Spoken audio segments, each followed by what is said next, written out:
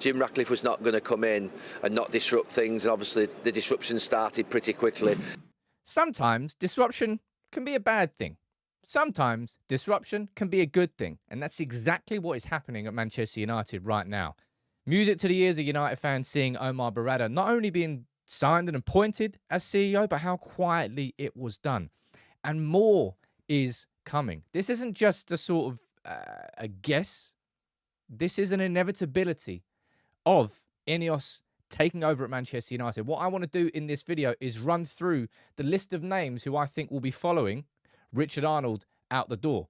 He already left the CEO. We've already got a new one in, and I'll speak about that. And I think 5 or 6 or 7 different names that I think could be leaving our club, because to bring in the new furniture, you have to get rid of the old stuff. And that's what needs to happen. You can let me know what you think about this in the comments below. But I'm really enjoying doing these videos. I'm really enjoying about seeing our club doing the right things. And Richard Arnold, he walked before he was pushed, right? Richard Arnold left and Omar Berrada came in. And man, that is an upgrade and a half. That is a Fiat to a Ferrari sort of upgrade. But more is needed. And of course, we know 2 leading candidates. It's not to say that only Dan Ashworth can be our sporting director and only Paul Mitchell can be our head of recruitment, but they're 2 leading candidates for those roles. However, to bring those 2 in, and of course, the Athletic is saying that Dave Brailsford is focusing on Dan Ashworth first. So if we're focusing on Dan Ashworth first and bringing him in, then what do you need to do? Who do you need to get rid of? And we all know the first name on that list is John Murtough. I didn't really mention him in my video yesterday about the overall new structure. John Murtough was an internal appointment and promotion by Manchester United from somebody who did good work with the academy, and United, just in the cronyism style, instead of employing from outside the organisation and improving who you've got, it's about just keeping who you know there and saying, well, you might do it. John Murtough has not done it. He has not succeeded as a football director. He's unfortunately been learning on the job and not learned correctly.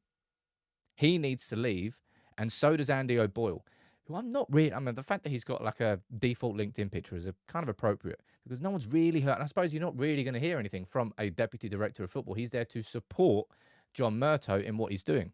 And in the fact that I can say I don't think John Murtough has succeeded, by proxy, Andy O'Boyle has not succeeded. So both of those leave and create space for a certain Dan Ashworth, because you can't have a deputy football director if he's going to come in.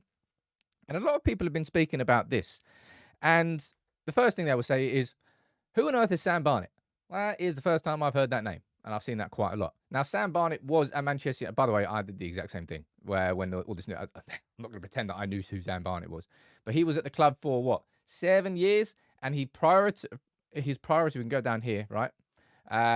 His primary focus was the women's and academy teams. And I'll be honest, there's been some mistakes with those in recruitment when it comes to, is it Batal, who left to Barcelona? You've got Russo, who the contract's expired. I think she left on a free for Arsenal, and then Mary Earps. Anyway, the thing is here, right? If we go over to Sam Barnett's LinkedIn, look, he put this up a week ago. I spoke about this in the live show.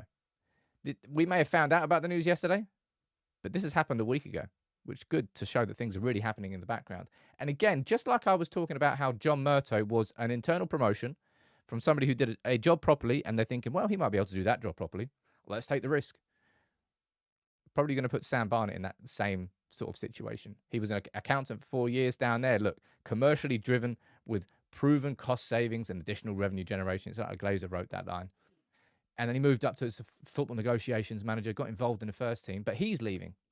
And I thought this was a really important little line from Training Ground Guru talking about Dan Ashworth. You've seen the video that I've done on Dan Ashworth, and I reiterated on more than one occasion about that concept of him being in the middle of the wheel and controlling everybody else around him and just empowering them to do their jobs properly, managing them, but not micromanaging them. Dan Ashworth does not need Sam Barnett at the club. Dan Ashworth does not need John Murtough at the club. Dan Ashworth does not need Andy O'Boyle at the club. It's not a case of too many cooks spoil the broth. It's the people who are not qualified for the position.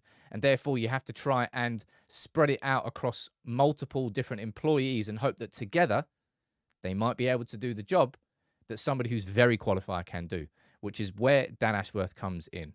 So that's John Murtough, Andy O'Boyle, Sam Barnett leaving. And there's others on top of that as well, all right?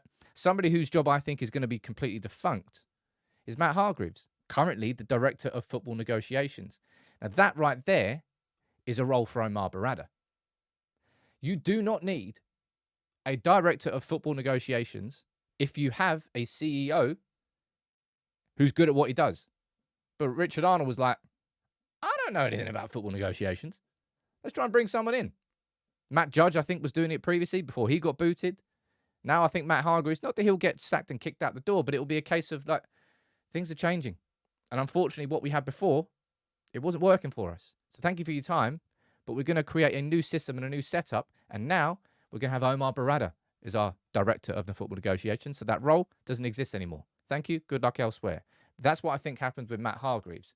And then we go down and we see a little bit more. Because you remember, when was this? Wasn't that long ago?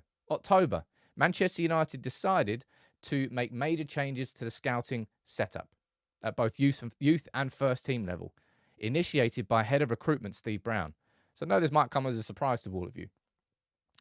Manchester United have actually got a head of recruitment. And if we're going to be getting Paul Mitchell in, Steve Brown, that job is somebody else's now. So I imagine Steve Brown will also follow Matt Hargreaves out the door. But again, there's more. As I said, this really is not a rebuild. This is a revolution. That's why I called it on the thumbnail, because a rebuild is like, you like certain parts, you like this, you like that. And then, we'll renovate, we'll improve, we'll put new windows in, we'll put new doors in. It's like, sod that. Get it back down to the concrete foundations, a little bit there that is Manchester United Football Club. And let's build something brand new. That's what it feels like is happening with the organisational changes at our club. To me, anyway. So Manchester United previously, look, we split with this new setup here. We had Luke Fedorenko, who came in and became the sort of head of academy recruitment. And then we then try to put in a new system of regional scouts, then reporting into seniors. And you've got like Mick Court, who's a technical chief scout. He's been at Manchester United for like 15, 16 years. I would say his job's at threat. I wouldn't say it's as clear cut, in my opinion, as a Matt Hargreaves or a John Murtough replacement, but his job would certainly be at threat. And it wouldn't surprise me to see Manchester United make widespread and quite sweeping changes to our whole scouting setup. Something that we have got right, if that's what I mean. If you look towards the academy recruitment, which is probably why Luke Fedorenko was sort of pushed up, Manchester United's academy recruitment with the likes of Garnacho and Gerardo and Willy Cambuala and Alvaro Fernandez. We were good at spotting under 18s from Europeans. But what about South America? What about what Benfica and Brighton are doing? Why aren't we doing that? There's a lot of questions to ask about Manchester United's overall scouting setup and improvements there. And if you're going to be looking towards recruitment, as I've done there for quite a lot, then you're going to have to look towards the conditioning. Manchester United have had way too many injuries. We've got Gary O'Driscoll we brought in from Arsenal as the head doctor, new head doctor. Hasn't really had long enough at the club where I think you can have a sustainable change, but we'll see, I suppose, in the second half of this season. But Mick Clegg, right there, first team strength and power coach. I think anybody who's on the conditioning department of Manchester United, when it comes to Dave Brailsford and trying to get the elite performance in, all of them, their jobs are at threat too. Now, former player, who currently is Manchester United's technical director, is Darren Fletcher.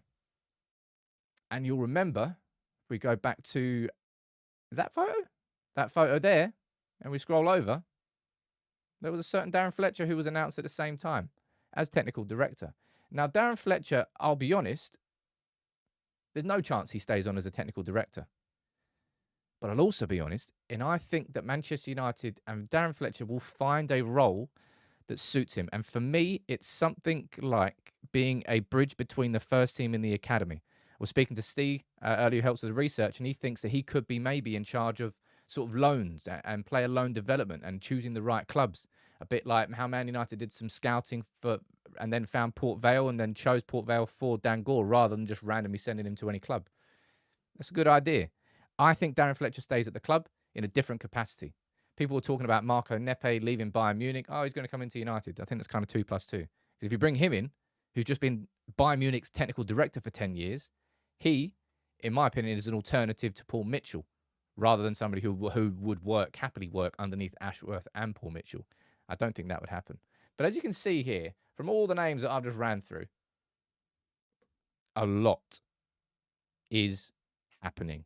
Some things have already happened. Richard Arnold gone, Omar Berrada in, Sam Barnett leaving as negotiator. When was his role again?